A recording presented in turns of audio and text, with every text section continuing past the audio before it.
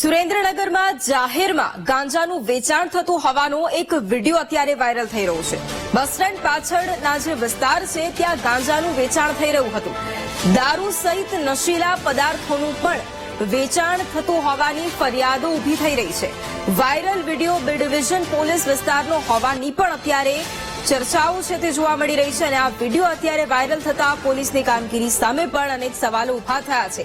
એક જાગૃત નાગરિકે આ વિડીયો બનાવ્યો હતો અને આ વિડીયો વાયરલ કર્યો હતો। સુરેન્દ્રનગરમાં જાહેરમાં ગાંજાનું વેચાણ થઈ રહ્યું છે તેનો આ વિડીયો અત્યારે સામે આવ્યો છે।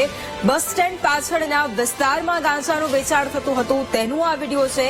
ન માત્ર ગાંજાનું પરંતુ દારૂ સહિત અન્ય નશીલા પદાર્થોનું પણ વેચાણ થઈ રહ્યું છે તેવી ફરિયાદો પણ સ્થાનિકો દ્વારા કરવામાં આવી હતી।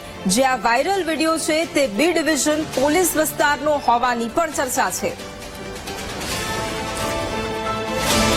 સંવાદદાતા સચિન ફોન લાઈન પર છે। સચિન, સુરેન્દ્રનગરનો એક વિડીયો અત્યારે વાયરલ થઈ રહ્યો છે તેમાં જાહેરમાં ગાંજાનું વેચાણ થઈ રહ્યું હોય તેમ દેખાઈ રહ્યું છે।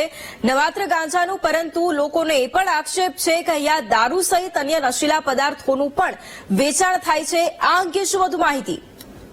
જી, જો વાત કરવામાં તો સુરેન્દ્રનગર જિલ્લો એટલે અત્યારે ક્રાઇમનો જિલ્લો બની ગયો હોય તેવું લાગી રહ્યું છે, જેમાં સુરેન્દ્રનગર બસ સ્ટેન્ડ પાછળના વિસ્તારમાં ગાંજા સહિતનું વેચાણ થતું હોય તેવો વિડીયો સામે આવ્યો છે અને વિડીયો વાયરલ થયો છે અને વિડીયો પોલીસની કામગીરી સામે અનેક સવાલો ઉભા થયા હોય તેવું લાગી રહ્યું છે।